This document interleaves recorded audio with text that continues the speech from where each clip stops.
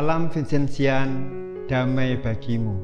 Saudara-saudari yang dikasihi Tuhan, renungan kita pada hari ini bersumber dari Injil Matius bab 6 ayat 19 sampai dengan 24, di mana Tuhan Yesus mengajarkan hal mengumpulkan harta.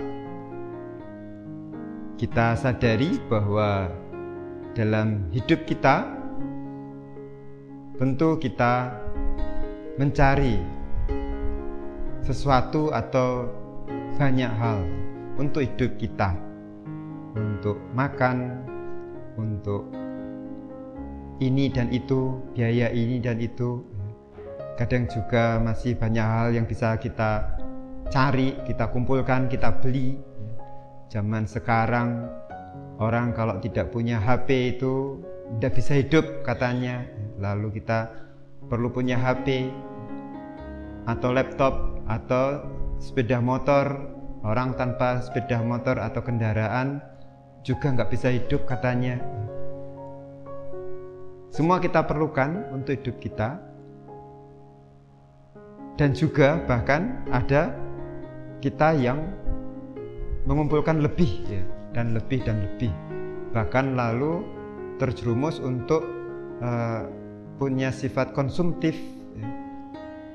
Kalau tidak beli itu atau tidak punya barang yang baru, atau bahkan kalau tidak bisa lebih banyak dari yang lain, itu belum kekinian, belum hebat dari yang lain.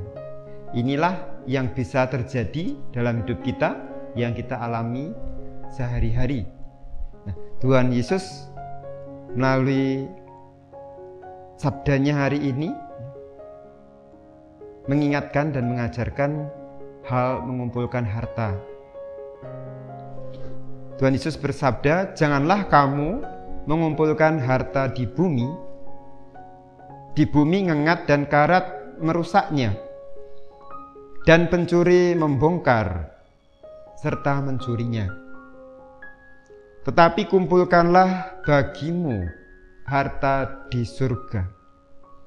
Di surga ngengat dan karat tidak merusakkannya, dan pencuri tidak membongkar serta mencurinya. Karena di mana hartamu berada, di situ juga hatimu berada." Tuhan Yesus mengajak kita untuk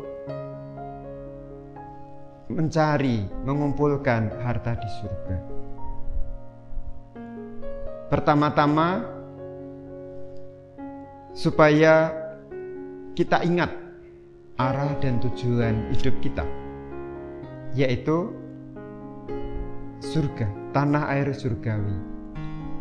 Kita hidup di dunia bukan sekedar kita akan hidup di dunia dan setelah itu selesai, tetapi hidup kita di dunia ini adalah sebuah pesiarahan untuk nantinya sampai ke tanah air surgawi. Orang mengatakan urip kuwi mung mampir ngombe. Hidup itu hanya sejenak singgah. Dan betul juga seperti yang dikatakan Mazmur, hidup manusia itu 70 tahun, 80 jika kuat. Artinya bahwa itu sebentar. Bagi kita yang muda 70-80 lama. Tapi bagi mereka yang sudah usia 70-80 serasa baru kemarin lahir, baru kemarin lulus sekolah, baru kemarin menikah, baru kemarin jadi imam biaran birawati. Maka kita diingatkan akan tujuan, arah dan hidup kita, yaitu tanah air surgawi. Sehingga Yesus mengingatkan, jangan lupa di samping kita sibuk karena memang harus memenuhi kebutuhan hidup kita untuk mencari, mengumpulkan untuk kebutuhan hidup kita, jangan lupa bahwa di balik itu ada yang lebih utama, yaitu untuk mengumpulkan harta di surga. Karena kita nantinya ke sana. Jangan sampai kita hanyut dalam kesibukan duniawi dengan kenikmatan duniawi, lalu pada saatnya kita harus ke surga, kita tidak punya apa-apa untuk ke sana. Yesus sungguh mengingatkan kita dengan mengatakan, di mana hartamu berada, di situ juga hatimu berada. Supaya kita sungguh waspada. Karena ketika kita sungguh sibuk mencari yang duniawi, hati kita juga akan terus ke sana. Dan kita bisa sungguh lupa akan arah tujuan kita sebenarnya. Namun ketika kita sementara kita ada di dunia dan juga mencari untuk harta untuk kehidupan dunia yang cukup, supaya cukup, hati, usaha, pikiran kita juga untuk mengumpulkan harta. Dan ketika orientasi hati pikiran kita tertuju untuk nanti hati kita sendiri, maka disitulah lalu hati kita di sana. Ketika pikiran kita, usaha kita untuk mencari harta di surga, maka hati kita akan terus ke sana. Dan kita terus akan dibantu, didorong untuk meraihnya. Saudara yang terkasih, harta di surga tidak lain adalah Yesus sendiri, Allah sendiri. Santo Vincentius dalam pergulatan hidupnya akhirnya menemukan cara bagaimana meraih harta di surga.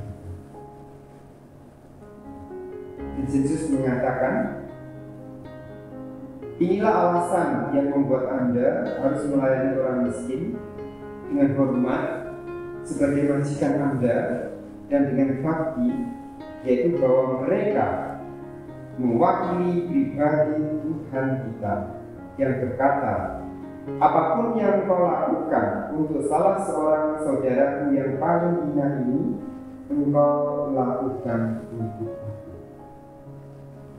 Santo Vincentius menemukan cara untuk mendapatkan harta surga, yaitu dengan melayani orang miskin.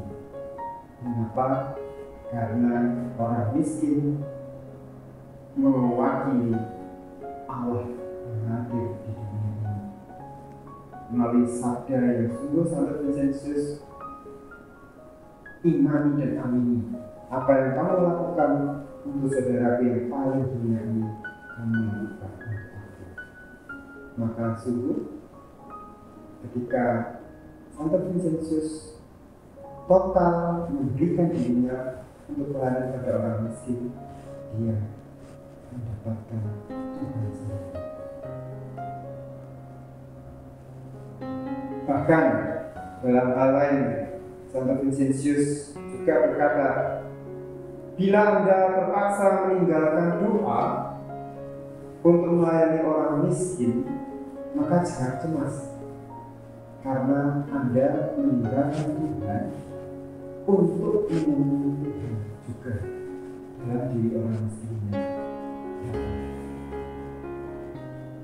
Dan sungguh inilah lalu yang menjadikan Santo Vincentius dari hari ke hari, waktu ke waktu, ketika sungguh dia tulus dan berjuang keras hati pikirannya melayani orang miskin dengan iman bahwa sungguh Allah hadir dalam diri saudara miskin.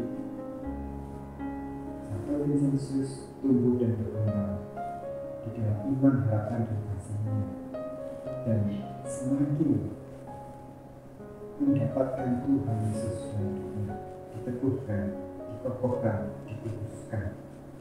Saudara yang terkasih, mari kita letakkan hati pikiran kita untuk mencari harta di surga. Yang segala yang Tuhan Yesus juga ajarkan kepada kita untuk berbuat baik, untuk menjadi baik bagi sesama, terutama membantu mereka yang sungguh berkebutuhan dan lebih membutuhkan dari kita. Seperti seorang muda yang datang kepada Tuhan Yesus, Tuhan, apa yang harus aku lakukan untuk masuk surga? Kalau kamu mau masuk surga, lakukan seluruh perintah Musa. Dan dia mengatakan, aku sudah melakukannya. Dan Tuhan Yesus sungguh menaruh hati dan kasih kepada kita. Ada satu yang bilang,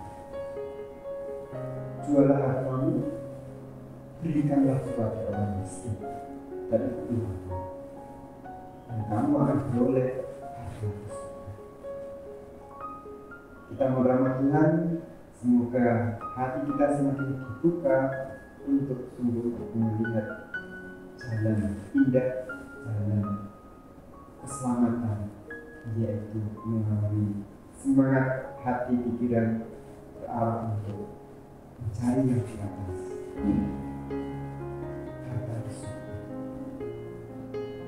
Carilah kerajaan Allah, maka segalanya akan ditambahkan.